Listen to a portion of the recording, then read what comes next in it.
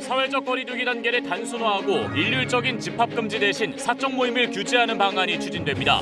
오는 3, 4월 대유행 상황을 대비해 백신 접종 속도를 더 높여야 한다고 전문가들은 강조하고 있습니다. 국내에서 아스트라제네카 백신의 고령층 접종이 3상 임상시험에 대한 자료 부족으로 보류된 것에 대해 일부 전문가들은 중증 예방 효과는 입증됐으니 고령층 접종을 신속하게 재검토해야 한다고 조언하고 있습니다. 변이 바이러스가 확산되는 가운데 독일에선 신규 확진자 22%에서 변이가 확인됐고 미국에서도 하루 1,200건 넘게 확인됐습니다. 미 방역당국은 다음 달 변이 대유행을 경고했고 유럽연합은 개량 백신 개발을 서두르고 있습니다. 한 신부전증 말기 환자가 6년 가까이 기다려온 장기 이식 기회를 의료진의 실수로 잃게 됐습니다. 의료진이 병원 내 장기 이식 센터에 관련 서류를 아예 전달하지 않은 사실이 뒤늦게 밝혀졌습니다. 배달의 민족을 창업한 김봉진 의장이 세계적인 기부 클럽에 전 재산의 절반 이상을 기부하겠다고 밝혔습니다. 앞서 카카오 김범수 의장도 같은 의사를 밝혀 창업자들의 잇따른 기부에 관심이 쏠리고 있습니다.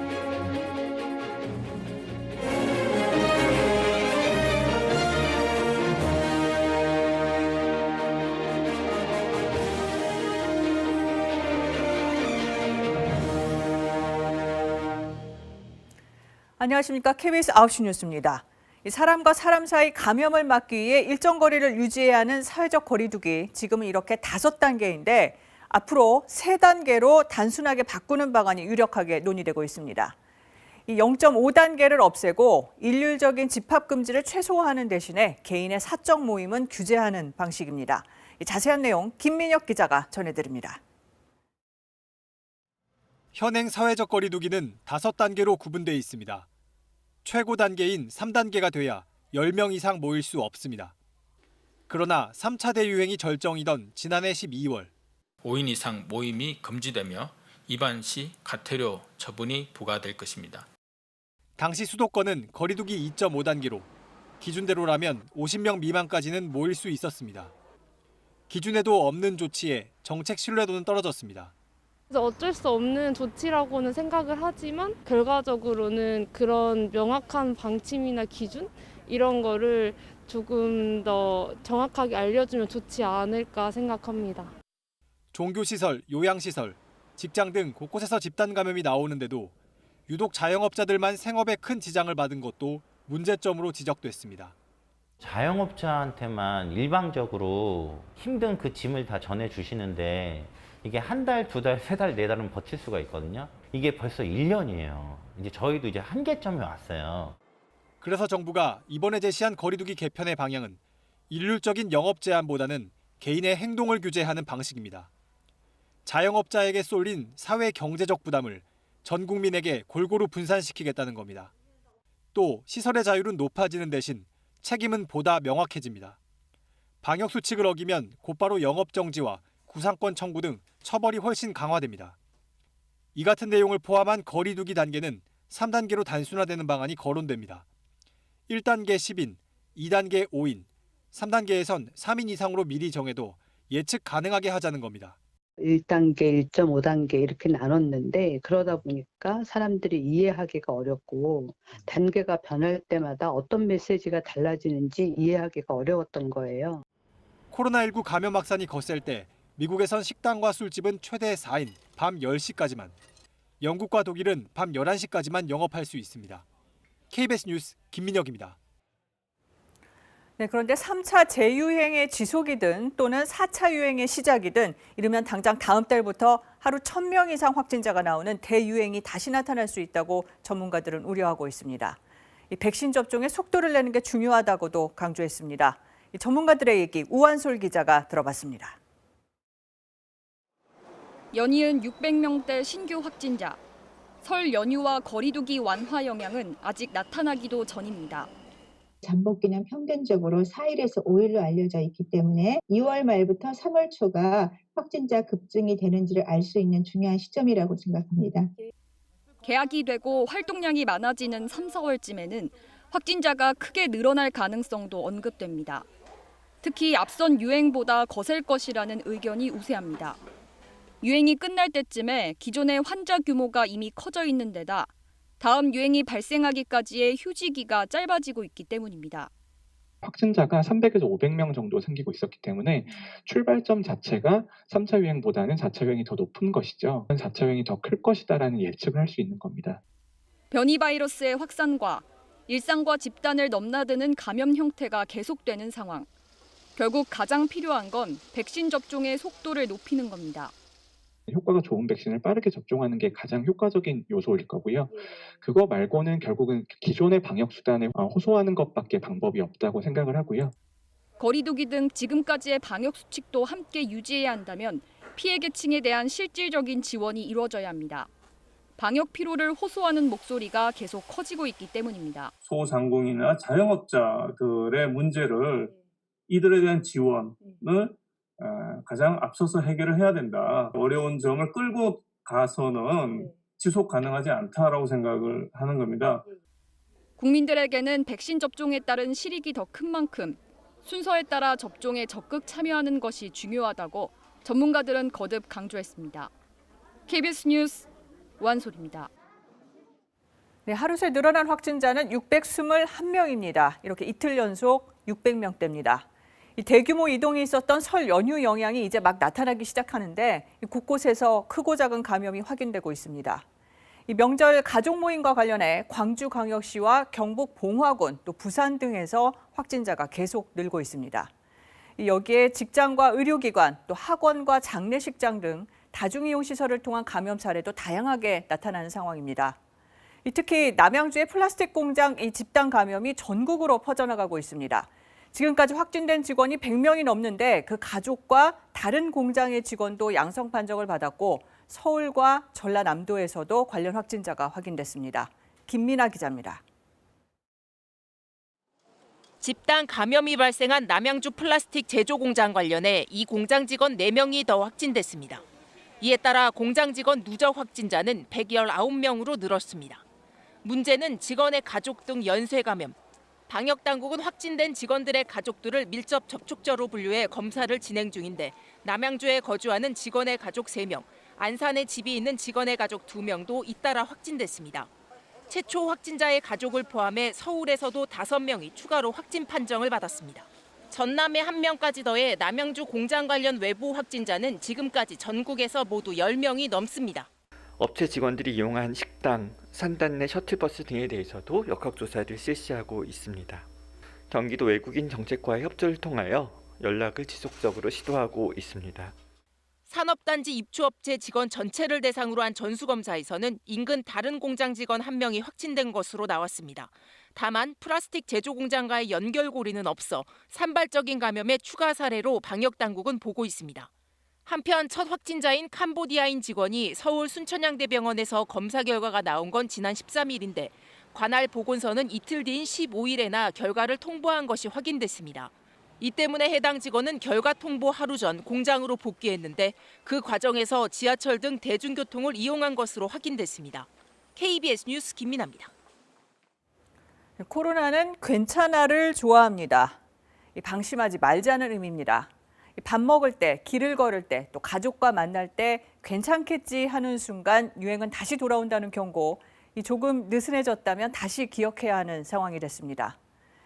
최근 또 눈에 띄는 게 충남 천안과 아산, 당진의 집단 감염입니다. 수도권을 오가는 유동인구가 많고 공업단지가 모여있는 환경이 오히려 취약점으로 꼽히고 있습니다. 서영준 기자가 보도합니다. 아산 보일러 제조 공장에서는 닷새 만에 확진자가 150명가량이 나왔습니다. 앞서 천안에서 발생한 외국인 마트 집단 감염도 누적 확진자가 120명이 넘었습니다. 또 당진 닭고기 가공 공장에서도 집단 연쇄 감염으로 60여 명이 확진됐습니다. 수도권에 가까운 충남 천안과 아산, 당진에서 일어난 대규모 집단 감염 사례입니다. 세 군데 모두 산업단지나 공단 인근 제조업체에서 시작된 연쇄 감염이 지역사회까지 번졌습니다. 충남 북부권은 감염원을 추적해보면 수도권에서 넘어온 경우도 많습니다. 당진 닭고기 가공 공장의 경우가 대표적으로 공장을 방문한 수도권 확진자로부터 시작해 66명이 집단 감염됐습니다. 수도권과 왕래가 활발하고 일자리와 관련된 공단이 밀집해 있다는 지리적 특성이 코로나19 방역에 취약하고 집단 감염이 자주 발생하는 주요 원인이 되고 있습니다.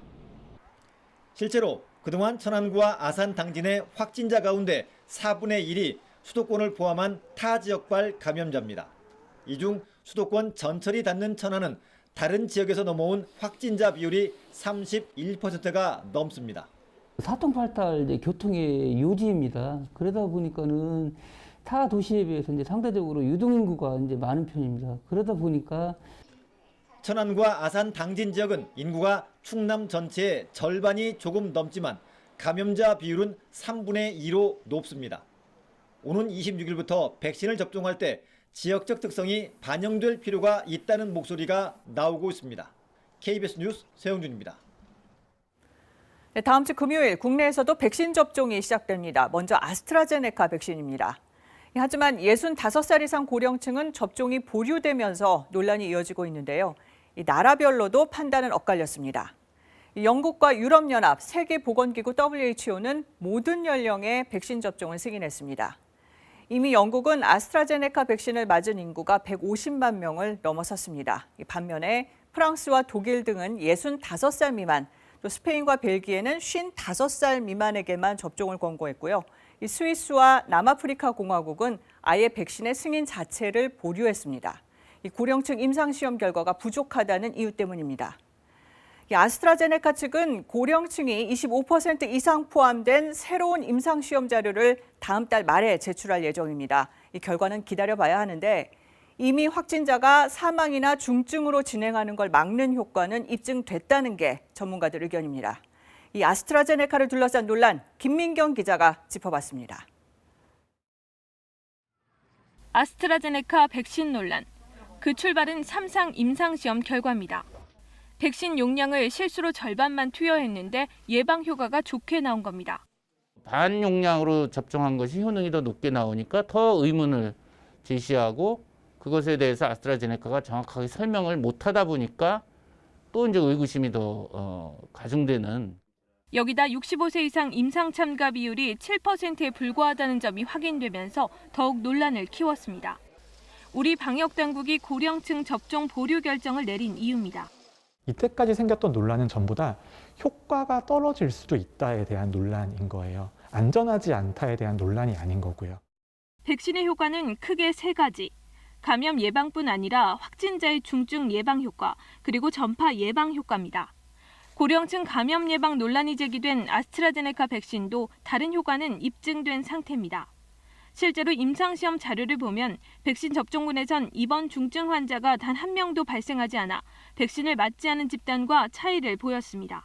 그래도 중증도를 줄이고 전파 가능성을 줄이는 효과는 증명이 되어 있습니다. 그래서 백신의 효과 자체가 감염만 막아주는 게 효과의 전부가 아니다라는 거는 자명한 사실이고요. 그러나 일단 3월 말에 나올 아스트라제네카 추가 임상 결과를 지켜보겠다는 게 정부의 입장입니다. 아직은 병상이 부족한 위급한 상황이 아닌 만큼 충분한 임상 결과를 지켜보고 결정하겠다는 겁니다. 과학적인 기본적인 자료가 없는 상황에서는 이 나중에 이제 어떤 문제가 생길 수도 있고 그랬을 때 이제 설명이 또 안 되기 때문에 그냥 그런 부분은 또 취약한 거죠. 일부에선 3월 말 임상 결과를 기다리기보다 이미 이 백신을 접종하고 있는 영국의 자료를 받아 신속하게 재검토를 해야 한다는 지적도 나옵니다. KBS 뉴스 김민경입니다.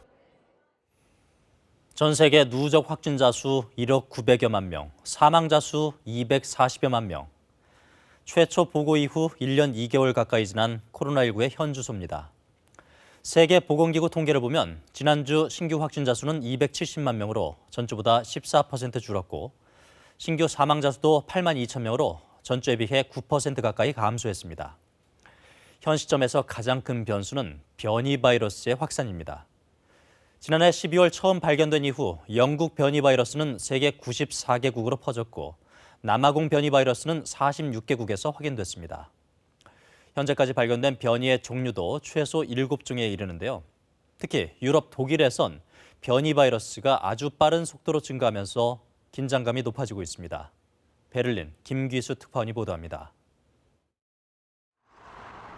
독일과 체코 국경, 독일로 향하는 체코 차량들이 30km가 넘게 줄을 서 있습니다. 오스트리아에서 독일로 진입하는 고속도로도 사정은 마찬가지입니다. 경찰이 차량 탑승자의 코로나19 음성 확인서를 일일이 확인합니다. 변이 바이러스 확산에 비상이 걸린 독일 정부가 국경을 거의 폐쇄하다시피 했습니다. 불과 2주 전 5.8%였던 독일 내 신규 확진자 중 변이 바이러스 감염 비율은 22%로 급증했습니다. 이대로라면 3월 초에는 80%까지 급증할 것으로 추산됩니다. Wir müssen damit rechnen, dass die Variante bald auch bei uns die dominierende werden könnte. 신규 확진자와 사망자가 줄고 있는 미국에서도 현지 시간 16일 1,200건이 넘는 변이 바이러스가 확인됐습니다. 미 질병통제예방센터 CDC는 3월 중 변이 바이러스의 대규모 확산이 우려된다고 경고했습니다. 이런 가운데 화이자 측은 자사 백신이 남아공 변이 바이러스의 효과가 3분의 2 정도 감소할 수 있다는 연구조사 결과를 밝혔습니다. 아스트라제네카에 이어 화이자 백신도 남아공 변이에 효과가 적다는 연구 결과여서 우려가 커지고 있습니다. Mais ces variants sont plus infectieux, c'est-à-dire plus il y a des contaminations, plus il y aura des variants possibles et ces variants pourraient être plus résistants aux vaccins existants. 유럽연합은 변이 바이러스 대응을 강화하기 위해 유럽 보건비상 준비 대응국 인큐베이터를 설립해 변이 바이러스에 특화된 개량 백신을 개발할 계획입니다. 전문가들은 기존의 백신을 더욱 개량하고 백신 접종을 보다 빠르게, 보다 많이 해서 면역 수준을 높여야 한다고 주문하고 있습니다. 베를린에서 KBS 뉴스 김기수입니다. 정확히 1년 전 오늘 종교단체 신천지의 첫 확진자가 나왔습니다.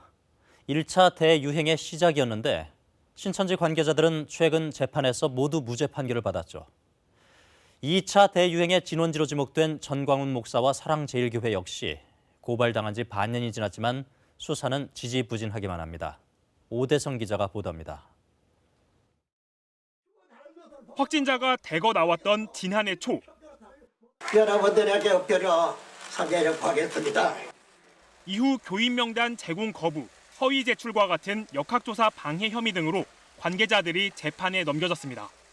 하지만 최근 1심 법원은 감염병 예방법 위반에 대해선 모두 무죄 판결을 내렸습니다. 명단과 시설 현황 제출은 자료 수집 단계로 법률이 정한 역학조사가 아니라고 해석한 겁니다. 피해자는 다수지만 누구도 책임을 지지 않는 상황.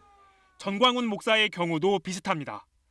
지난해 여름 성북구 사랑제일교회 관련 서울시 확진자만 600명이 넘었고 수도권에 이어 전국으로 거리 두기가 강화되며 각종 영업장의 운영이 중단되는 피해로 이어졌습니다.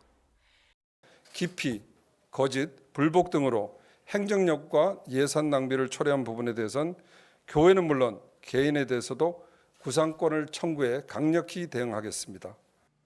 하지만 반년이 지난 지금 46억여 원의 손해배상 청구는 재판 날짜조차 잡히지 않았습니다. 특히 방역 활동을 조직적으로 방해한 혐의를 받는 전광훈 목사 등 관계자에 대해선 경찰이 지난해 10월 말 기소 의견으로 송치했지만 검찰은 여전히 수사 중입니다. 이에 서울시 정무부시장은 검찰과 법원이 면죄부를 주거나 수사를 게을리해 국민 사기를 꺾고 있다고 공개적으로 비판했습니다. 검찰은 KBS에 피의자와 혐의 사실이 다양하고 다른 청에서 수사 중이거나 하급심에서 무죄가 선고된 유사 사안들도 있어 법리 검토 등이 추가로 필요하다고 설명했습니다. 서울시와 자치구의 감염병 예방법 위반과 관련한 고발 298건 가운데 벌금 부과는 59건, 재판까지 간 경우는 5건뿐입니다. KBS 뉴스 오대성입니다. 거리두기 강화의 영향으로 지난해 4분기 가계의 사업소득과 근로소득 모두 크게 줄어든 것으로 나타났습니다. 버는 돈이 적으니 당연히 씀씀이도 줄였는데 이러면서 오락과 음식, 숙박 등 대면 서비스업이 큰 타격을 입었습니다. 김수연 기자가 보도합니다. 거리두기 강화로 생계에 어려움을 호소하는 자영업자들, 소득이 얼마나 줄어든 걸까요? 3차 대유행이 본격화한 지난해 4분기, 우리 가계의 소득과 지출 통계를 봤더니 자영업을 통한 수입이 포함된 사업소득이 1년 전보다 5% 넘게 줄었습니다. 2003년 통계 작성 이후 가장 많이 줄어든 겁니다. 눈에 띄는 건 수입이 가장 많은 5분위, 그러니까 상위 20%의 감소폭이 가장 커서 9% 가까이 줄었다는 겁니다. 그 다음 두 계층에서도 사업소득은 역시 감소했습니다. 그런데 오히려 소득 하위 40%인 두 계층에선 사업소득이 늘었습니다. 좋은 건가 싶었는데 통계청 설명을 들어보면 그렇지 않습니다. 수입이 준 자영업자들의 소득 분위가 아래로 떨어지면서 해당 분위의 자영업자 비중이 높아져 생긴 착시 현상이라는 겁니다. 사업소득뿐 아니라 가계의 근로소득도 0.5% 준 것으로 나타났습니다. 가장 소득이 낮은 계층에선 13% 넘게 감소했고 그 다음 계층도 5% 넘게 줄었습니다. 그래도 모든 소득을 합친 전체 가계의 평균 소득은 1.8% 늘었는데 이건 정부 보조금이 포함된 이전 소득이 25%나 늘어난 덕분입니다. 11월까지 지급된 2차 재난지원금도 포함됩니다. 벌이가 시원치 않으니 가계의 씀씀이도 줄었는데요. 특히 오락문화와 음식, 숙박 같은 대면 서비스업 관련 지출이 크게 줄었습니다. 이런 흐름은 일자리 상황과도 일치합니다. 지난해 12월 일자리는 소비가 줄어든 이 업종들을 중심으로 특히 타격이 컸습니다. 코로나19 피해는 광범위하지만 일부 업종과 계층에는 특히 더 가혹합니다. KBS 뉴스 김수연입니다.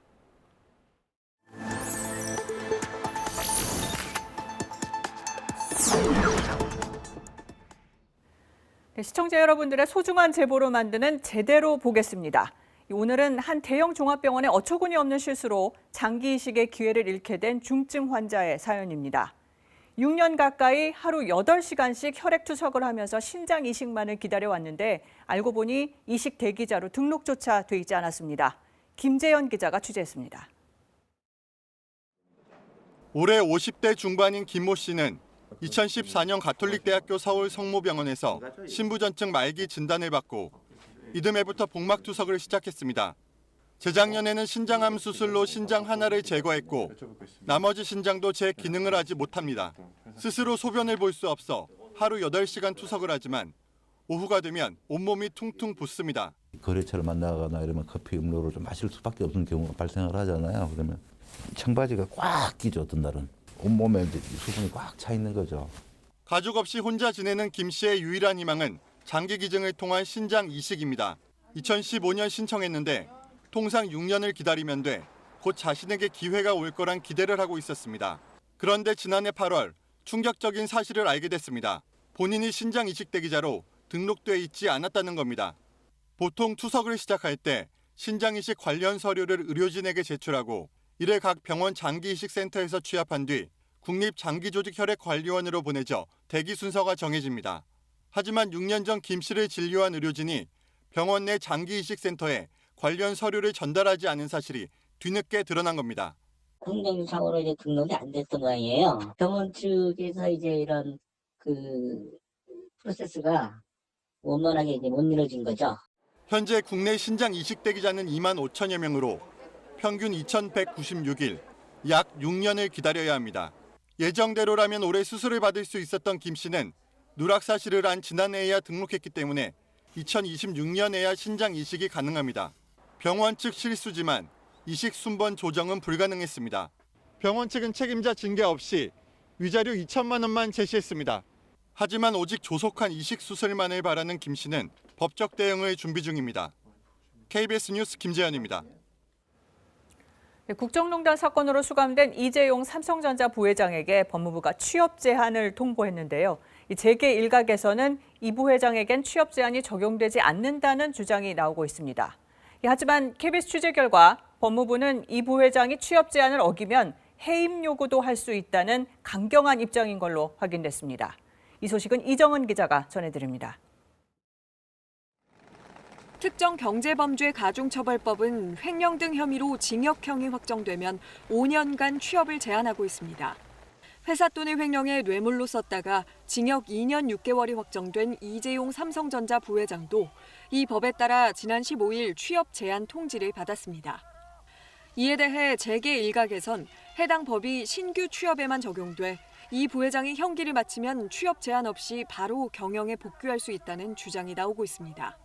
하지만 KBS 취재 결과 법무부는 이 부회장이 일단 현재 자리에서 물러난 뒤 형기를 마치고 5년간 취업 제한을 받아야 한다는 입장인 것으로 확인됐습니다. 이른바 옥중 경영도 불가능하단 겁니다.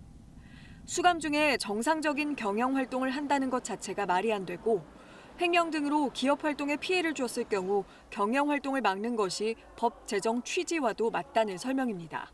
보수를 받아야지만 취업이다 또는 그냥 직함만 유지하면은 취업이 아닌 거 아니냐 이런 식으로 빠지고 들어가는 거는 이거는 뭐 이 법이 정한 취지는 생각하지 않고 단순히 그 취업이라는 단어의 뜻만 가지고 이렇게 말장난하는 것과 같다라고. 이와 관련해 법무부는 2019년 11월 변호사와 교수 등으로 구성된 법무부 특별경제사범관리위에서도 형기 중에도 취업 제한이 적용된다는 결론이 나왔다고 설명했습니다. 그러면서 이 부회장이 부회장직을 계속 유지할 경우 법에서 규정한 해임 요구도 할 수 있다고 밝혔습니다. 해당 법에서는 취업 제한을 어길 경우 법무부 장관이 해당 기업에 해임을 요구해야 하고 기업은 지체 없이 따르도록 규정하고 있습니다. 해임 요구를 어긴다면 별도의 형사 고발 절차 등을 밟게 됩니다. KBS 뉴스 이정은입니다. 배달앱 배달의 민족을 창업한 우아한 형제들의 김봉진 의장이 세계적인 기부클럽에 전 재산의 절반 이상을 기부하겠다고 밝혔습니다. 이 김 의장의 재산을 따져보면 기부 금액은 5천억 원이 넘을 걸로 보이는데요. 최근 카카오 김범수 의장도 전 재산의 절반 이상을 기부하겠다고 해서 이 재계의 릴레이 기부에 관심이 쏠리고 있습니다. 보도에 우정화 기자입니다. 세계적인 기부클럽인 더 기빙 플레이즈의 홈페이지. 김봉진 의장의 기부 서약서가 올라와 있습니다. 죽기 전까지 재산의 절반 이상을 사회에 환원하겠다고 돼 있습니다. 김 의장이 배달의 민족을 독일 기업에 매각한 뒤 보유 자산이 1조 원대로 늘어났기 때문에 기부액은 5천억 원 이상이 될 것으로 보입니다. 김 의장은 평소 신념에 따라 선뜻 기부를 결정했다고 밝혔습니다. 어려운 가정 형편에서 자라 이만큼 부를 이룬 건 운이 좋았다는 것밖에는 설명이 되질 않는다며 부는 나눌 때 가치가 더욱 빛난다고 했습니다. 김봉진 의장은 이번 더 기빙 플래지 선언을 통해 여러 방식의 기부와 사회 문제 해결에 대한 도전을 이어나가고 싶다고 했습니다. 또 그 경험을 많은 사람들과 나누며 기부 문화를 확산시키는 일을 꾸준히 해나가고 싶다고 했습니다. 김 의장이 기부한 더 기빙 플래지는 전 세계 24개국 200여 명에게서만 기부를 받은 곳으로 1조 원 이상의 자산가들이 사회 평판 등 까다로운 심사를 거쳐야 기부할 수 있습니다. 페이스북 창업자 마크 저커버그, 테슬라 CEO 앨런 머스크 등이 포함돼 있는데 한국인으로는 김 의장이 처음입니다. 김 의장은 이번 기부 외에도 교육 불평등 해결, 문화예술 지원 등 사회공헌 활동을 지속하겠다고 밝혔습니다. 김 의장에 앞서 카카오 창업자인 김범수 의장도 10조 원으로 추정되는 재산의 절반 이상을 기부하겠다고 밝혀 화제가 됐습니다.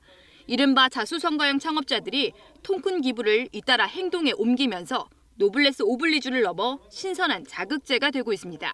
KBS 뉴스 우정합니다.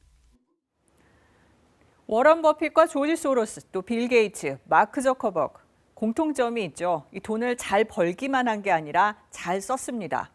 아낌없는 기부와 후원으로 모범적인 기업가 정신을 보여줬죠. 평생 일군 회사를 가족에게 물려주는 게 아니라 기업을 키워준 사회를 더 이롭게 만들겠다는 의지입니다. 앞서 재산의 절반을 기부하겠다고 밝힌 김범수 카카오 의장 역시 세상을 조금이라도 살기 좋게 만들고 싶다, 이런 내용의 시를 애송한다고 알려졌는데요.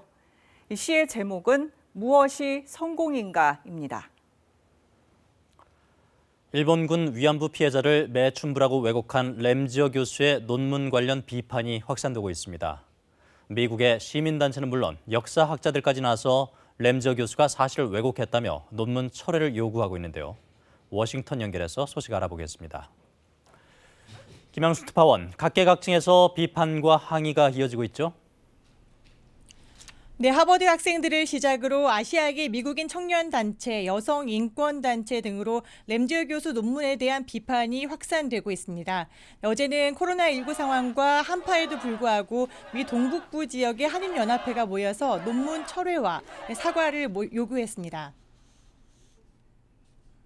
Hereby strongly condemn the factually inaccurate and misleading article and demand an apology, along with an immediate withdrawal of his article. 네, 온라인 서명 운동도 활발하게 진행되고 있는데요. 전 세계 최대 청원 사이트인 체인지에는 램지어 교수 논문의 철회와 사과를 요구하는 청원이 4개 올라와 있는데 많은 이들이 지지 서명했습니다. 사이버 사절단 방크와 한인회는 이 서명들을 모아서 하버드대와 논문 출간 예정인 저널에 전달할 예정입니다. 그런데 하버드대 총장이 학문의 자유라고 선을 긋는 발언을 했는데 이에 대한 반발도 거세다면서요. 네, 동아시아 역사와 특히 위안부 문제를 연구해온 상당수의 학자들은 크게 반발하고 있습니다. 코네티컷 대학 역사학자인 더든 교수는 홀로코스트를 부정하는 것과 같은 학문적인 사기다라고 일갈했고요. 하버드 로스쿨에서 같은 분야를 연구한 노아 펠드먼 교수는 램지어 교수가 말한 계약은 엄청난 힘의 격차로 착취하는 빚더미 계약이다라면서 내용을 정정해야 한다라고 말했습니다. 또 동아시아와 일본 전문가인 스즈키 교수는 중국에도 위안부 피해자 20만 명이 있는데 유독 한국 위안부만 매춘부라고 한 까닭, 그리고 미성년인 소녀도 계약 주체인가 등에 대해서 공개 토론을 제안했습니다. 네, 하버드대 교지인 크림스는 하버드대의 미온적인 대응을 비판하며 도산 안창호 선생의 손자가 하버드대의 사료 기증을 중단하기로 했다라는 소식을 전했습니다. 이 램지어 교수가 하버드대 교수가 되는데 일본 기업 미쓰비시의 후원이 있었죠? 네, 하버드대 홈페이지에 들어가면 공식 직함도 그리고 램지어 교수 스스로도 미쓰비시 교수 일본 법학 연구자라고 소개를 하고 있습니다. 미쓰비시는 1972년에 하버드 로스쿨에 $100만 제공해서 교수직을 확보했습니다. 당시 뉴욕타임즈를 보면은 하버드대 교수들은 미쓰비시 수표로 명패를 새기고 미쓰비시 맥주로 축배를 들었다라고 되어 있습니다. 네, 미쓰비시뿐 아닙니다. 일본 정부의 많은 기업들이 오래전부터 미국의 유력한 학교와 학자들에게 기금을 제공해 왔습니다. 램지어라는 학자 개인에 대한 비판을 넘어서서 장기적인 대응이 필요해 보이는 이유입니다. 지금까지 워싱턴에서 전해드렸습니다. 자율형 사립고 8곳의 지정을 취소하고 일반고로 바꾸겠다. 서울시 교육청의 이런 조치에 대해 법원이 2년 만에 1차 결론을 냈습니다. 재량권을 남용한 만큼 법에 어긋난 조치라고 판결했는데요. 먼저 판결 내용을 김채린 기자가 보도합니다. 2019년 서울 지역 자율형 사립고 재지정 평가에서 학교 8곳이 탈락했습니다. 서울시 교육청은 당시 이들 학교의 운영 성과가 평가 기준 점수인 70점에 못 미쳤다며 자사고 지정을 취소했습니다. 일반고로 바뀔 처지에 놓인 학교들은 즉각 효력 정지 신청과 불복 소송을 법원에 냈습니다. 우선 법원에서 효력 정지 결정을 받아 자사고 지위를 유지한 데 이어 소송 제기 1년 반 만인 오늘 배재고와 세화고가 서울 지역 자사고 가운데는 첫 승소 판결을 받았습니다. 재판부는 자사고 평가 대상 기간이 2015년부터였는데 교육청이 2018년 말 평가 지표와 기준을 상당수 새로 만들거나 바꿨다고 지적했습니다.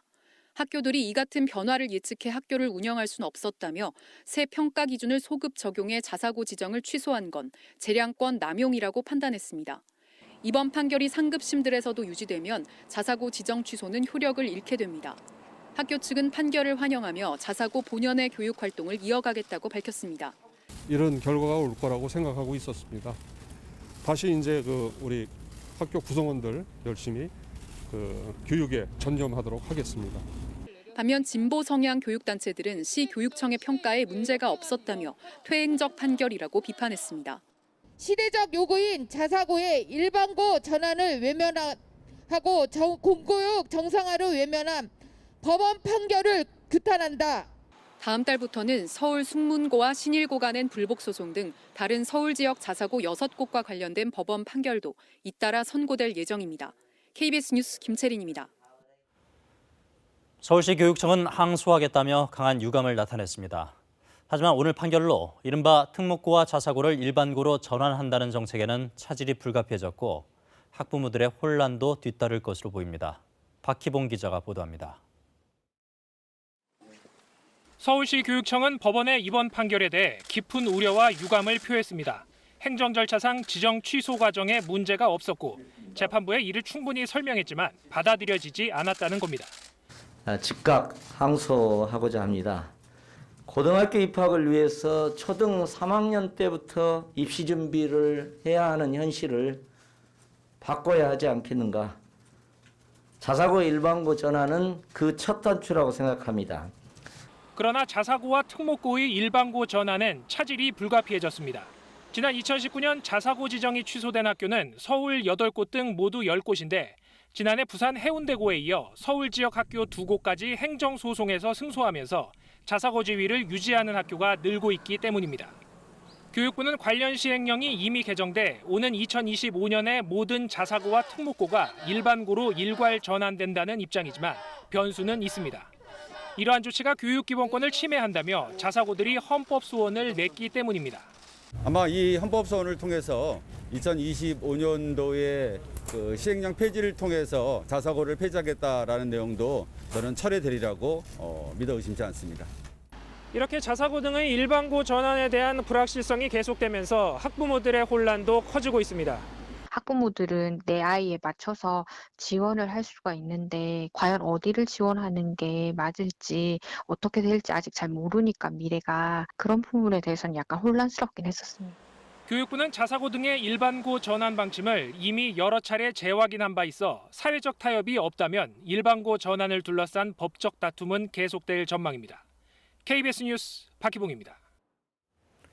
청와대가 신현수 민정수석의 사의 표명을 공식 확인한 지 하루 만에 검찰 인사에서 이견을 보였다는 박범계 법무부 장관이 직접 입장을 밝혔습니다. 앞으로 더 소통을 잘하겠다며 곧 있을 검찰 중간 간부 인사는 신 수석과 최종 조율하겠다고 말했습니다. 신 수석은 휴가를 내고 거취에 대한 고심에 들어갔습니다. 장덕수 기자가 보도합니다. 검사장 인사를 둘러싼 잡음과 이로 인한 신현수 민정수석의 사의 표명. 박범계 법무부 장관은 마음이 아프다며 결과적으로 소통 노력이 부족했다고 말했습니다. 인사와 관련해서 검찰총장이든 민정수석이든 다소 미흡하다라는 판단을 하실 수도 있다고 생각을 합니다. 그렇기 때문에 제가 더 소통하겠다라는 말씀을 드리고요. 신 수석과의 구체적인 인사 조율 과정에 대해서는 말을 아꼈습니다. 구체적인 내용은 여러분들이 양해해 주시고 많은 부분이 부족하더라도 여러분들이 이해해 주시기를. 앞선 검사장 인사 과정에서 신 수석을 여러 차례 만났다며 앞으로 언제든 만날 용의가 있다고도 밝혔습니다. 특히 조만간 있을 검찰 중간 간부 인사는 신 수석과 최종 조율하겠다고 강조했습니다. 대검찰청과도 실무 차원의 대화가 원활하게 이루어지고 있다고 전했습니다. 중간 간부급 인사와 관련해서도 지금 충분히 소통을 하고 있습니다. 인사위원회도 곧 소집을 할 예정입니다. 이와 관련해 법무부는 다음 주 초쯤 검찰 인사위를 여는 방안을 검토 중인 것으로 전해졌습니다. 하지만 신 수석은 민정수석직에서 물러나겠다는 뜻을 굽히지 않는 것으로 전해졌습니다. 신 수석은 오늘 출근하자마자 내일까지 휴가를 냈습니다. 청와대 고위 관계자는 신 수석이 다음 주 월요일 출근 예정이며 충분히 숙고하고 본래 모습으로 복귀했으면 하는 바람이라고 말했습니다. 이에 따라 신 수석의 거취는 이르면 다음 주 초 최종 결정될 전망입니다. KBS 뉴스 장덕수입니다. 더불어민주당 서울시장 경선 후보인 우상호 의원이 최근 SNS에 박원순 전 서울시장을 롤모델이라고 밝혀서 논란이 일었죠. 정영애 여가부 장관이 이 발언을 2차 가해로 판단한다는 입장을 밝혔습니다. 개현우 기자입니다. 민주당 우상호 의원은 지난 10일 SNS를 통해 박원순 전 서울시장이 롤모델이었다며 정책을 계승하겠다고 말했습니다. 또 박 전 시장 부인이 쓴 손편지를 읽고 울컥했다고도 했습니다. 설도 다가오는데 슬픔에 잠긴 유가족들을 위로하기 위해서 직후 2차 가해 논란이 일었습니다. 성희롱 사건 피해자 측은 입장문을 통해 피해자와 그 가족에게는 가슴을 짓누르는 폭력이라고 호소했습니다. 이에 우 의원은 피해자의 상처가 된 건 죄송하다면서 유가족을 위로하려 했던 취지라고 해명했습니다. 이 같은 우 의원의 발언이 국회에서 질의 대상이 됐습니다. 피해자는 서울시 직원이죠. 돌아가고 싶은 직장에 시장이 되겠다고 하시는 분이 이건 역시 2차 가해에 해당된다고 보십니까? 피해자의 2차 가해가 될 수 있는 상처를 줄 수 있는 이런 언행은 누구라도 누가 되든지 자제해야 한다고 생각합니다. 정 장관은 우 의원도 2차 가해로 여겨질 수 있다는 걸 인지했던 것 같다며 즉답은 피했는데 거듭된 질문에 2차 가해로 본다고 답했습니다. 모든 폭력에 있어서 가해 피해는 누구를 기준으로 여깁니까? 피해자를 기준으로. 그렇죠. 피해자가 드리는 글 이걸 공개했는데 그러면 피해자에게 2차 가해가 맞습니까? 그렇게 판단하는 것이 옳은 것 같습니다. 정 장관은 또 박 전 시장 부인의 손편지가 공개된 것과 관련해 피해자에게 상처를 주는 언행은 사회 구성원 모두가 자제해야 한다고 밝혔습니다. KBS 뉴스 개은우입니다. 공공부문 비정규직 제로, 이 문재인 정부가 선언한 100대 국정과제 가운데 하나입니다. 그런데 왜 우리만 예외냐면서 보름 넘게 파업 중인 사람들이 있습니다. 건강보험공단 콜센터 상담사들입니다. 실제로 비슷한 일을 하고 있는 국민연금공단, 또 근로복지공단의 콜센터 상담사들은 이미 정규직 전환이 끝난 상태입니다. 이 형평성 문제가 제기된 건데요. 그런데 이번에는 취업준비생들이 국민청원을 통해서 상담원들의 직접 고용을 반대하고 나섰습니다. 이 공정한 채용 절차가 아니라는 반발입니다. 지난해 인천국제공항 사태가 떠오르실 겁니다. 제2의 인국공 사태 우려까지 불러일으킨 이 정규직 전환의 형평성 논란, 왜 이런 문제가 생긴 건지 김지숙 기자가 짚어봤습니다. 건강보험, 국민연금, 근로복지공단 콜센터. 기관은 달라도 민원인 상담을 해주는 업무는 똑같습니다. 그런데 건보공단만 상담사 직접 고용이 이뤄지지 않는 이유는 뭘까? 지난 2017년 정부가 발표한 정규직 전환 가이드라인입니다. 공공기관 비정규직 중에 1, 2단계 파견 용역직은 정규직 전환이 기본 원칙입니다. 반면 3단계 민간 위탁 근로자는 정규직 전환이 아니라 처우 개선에 초점이 맞춰졌습니다. 문제는 파견 용역이든 민간 위탁이든 둘 다 민간업체 소속이어서 어떻게 구분할지가 애매모호하다는 점입니다. 결국 같은 일을 해도 기관의 해석에 따라 누구는 1단계, 누구는 3단계, 이런 식으로 단계가 달라지게 된 겁니다. 콜센터 상담사를 3단계로 분류한 건보공단의 해석을 두고 노사 양측은 팽팽히 맞서고 있습니다. 정부의 기준과 실제 구체적인 계약 형식을 봤을 때 저희는 1단계가 맞다고 보고 있고요. 근로자 지휘 감독권이 실제로 있냐 없냐라는 거를 보고 파견 용역이냐 민간 위탁이냐라는 판단을 했다라고 보시면 되는 거예요. 전문가들은 정부가 이런 갈등을 막기 위해 직접 고용 기준에 대해 보다 명확한 지침을 제시했어야 한다고 지적합니다. 정책 시행 과정에서 통일적이고 표준적인 가이드라인과 로드맵을 통해서 진행해야 되는데 자율에 맡기거나 구체적인 정부 지침이 없었기 때문에 갈등이 있었다고 봅니다. 그러나 고용노동부는 여전히 공단이 자율적으로 결정할 문제라는 입장이어서 상담사 직접 고용 갈등이 당장 해법을 찾기는 쉽지 않아 보입니다. KBS 뉴스 김지숙입니다. 지난해 경기도 안산의 한 유치원에서 아이들을 포함해 100명 가까이 집단 식중독에 걸렸었는데요. 이 법원이 오늘 유치원 원장에게 징역 5년을 선고했습니다. 이 재판부는 조직적, 지능적으로 범죄를 저질렀다며 죄질이 불량하다고 판단했습니다. 이승재 기자입니다. 지난해 6월 집단 식중독이 발생한 유치원.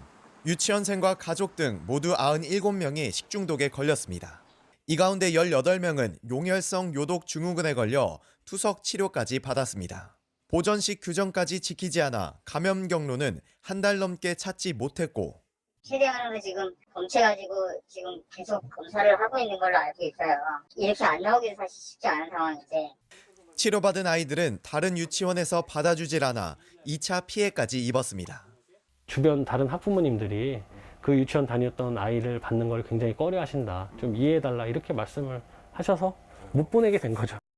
업무상 과실치상 혐의 등을 받는 원장 A씨에게 법원은 징역 5년과 벌금 1,000만 원을 선고했습니다. 조리사와 영양사에겐 징역 2년 6개월과 2년이 내려졌습니다. 위생관리 소홀부터 역학조사 방해까지 모든 혐의가 인정된 겁니다. 재판부는 우선 이들이 범죄 단체처럼 조직적, 지능적으로 범죄를 저질렀다고 밝혔습니다. 이어 개인적 이익에 대한 탐욕, 식자재 관리에 대한 무관심이 사고의 근본 원인이라고 판시했습니다. 원장에 대한 질타도 이어졌습니다. 유치원 운영을 교육자가 아닌 돈벌이 수단으로 생각했다고 밝혔습니다. 이와 함께 사고 뒤 역학조사관에게 보존식을 새로 조리하거나 다른 날짜에 만든 것을 제출해 조사를 방해했다고 판단했습니다. 다만 영양사와 조리사는 적금 임금으로 고용돼 원장 지시로 범행에 가담한 점 등을 고려했다고 밝혔습니다. KBS 뉴스 이승재입니다. 오는 22일 대기업 9곳의 대표가 참석한 가운데 국회 산업재해 청문회가 열립니다. 지난 5년 동안 이들 기업에서만 100명 넘는 노동자가 숨졌는데 이들 기업 오히려 3천억 원에 가까운 산재 보험료를 감면받은 것으로 확인됐습니다. 어떻게 된 일인지 송명훈 기자가 보도합니다. 지난 8일 또다시 사망사고가 발생한 포스코. 숨진 노동자는 35살 협력업체 직원이었습니다. 최근 5년 동안 포스코에서 숨진 노동자는 17명. 이 가운데 13명이 하청 노동자였습니다. 오는 22일 산재청문회를 앞둔 포스코, 현대중공업 등 9개 대기업의 사망사고를 살펴봤더니 5년 동안 숨진 노동자 104명 가운데 하청 노동자는 86명이었습니다. 위험의 외주화가 사망자 수치로 드러난 겁니다. 그런데 이들 기업들은 매년 수십억 원씩의 산재보험료를 감면받아온 것으로 확인됐습니다. 현대중공업은 최근 5년 동안 305억 원을 감면받았고 LG디스플레이 257억 원, 포스코 237억 원 등 9개 기업의 감면액은 2,860억 원에 달했습니다. 이렇게 보험료를 대폭 감면받을 수 있었던 건 제조업체의 할인율을 계산할 때 하청과 파견 노동자의 사고를 반영하지 않기 때문입니다. 산재 위험은 하청이 부담하고 감면은 대기업이 받는 구조. 산재보험료 할인이 위험의 외주화를 더욱 유인한다는 비판에 할인율 산정에 하청 파견 노동자의 재해를 포함시키는 법안도 발의됐습니다. 대기업은 사실은 자기 사업장에서는 사고가 안 나니까 말하자면 보험료 할인을 받게 되고 하청업체나 이제 파견업체 같은 경우에는 거꾸로 보험금을 많이 지급하게 되고 할증을 오히려 받게 되는 이제 그런 또 불합리한 일이 생기게 됩니다. 국회 환경노동위원회는 오는 22일 이들 9개 대기업 대표를 증인으로 불러 산업재해 청문회를 엽니다. KBS 뉴스 송명훈입니다. 미국 전역을 뒤덮은 폭설과 한파의 영향으로 지금까지 30명 넘게 숨졌습니다. 미국 본토의 70% 이상이 눈으로 뒤덮이면서 코로나 백신 접종도 차질을 빚고 있습니다. 워싱턴 금철영 특파원이 보도합니다. 한파와 함께 눈 폭풍이 미 전역을 뒤덮었습니다. 쌓인 눈의 무게를 감당하지 못해 물류창고에 지붕이 내려앉았습니다. 수북히 쌓인 눈 때문에 물건을 옮기는 것조차 쉽지 않습니다. 빙판길로 변한 고속도로에선 추돌 사고가 잇따르고 뒤따르던 차량들도 꼼짝없이 눈 속에 갇혀버립니다. 겨울철 눈을 보기 힘들었던 텍사스 등 남부 지역도 폭설과 한파의 직격탄을 맞았습니다. 텍사스주 휴스턴은 영하 10도로 1989년 이후, 오클라호마 시티는 영하 24도로 1899년 이후 최저 기온을 기록했습니다. 미 국립해양대기청은 2월 평균 기온으로 116년 만에 기록적인 추위라고 밝혔습니다. 대규모 정전 사태로 공장들이 가동을 멈췄고 난방을 가동시킬 수 없게 되자 주민들이 가구점 등에서 추위를 피하는 상황도 벌어졌습니다.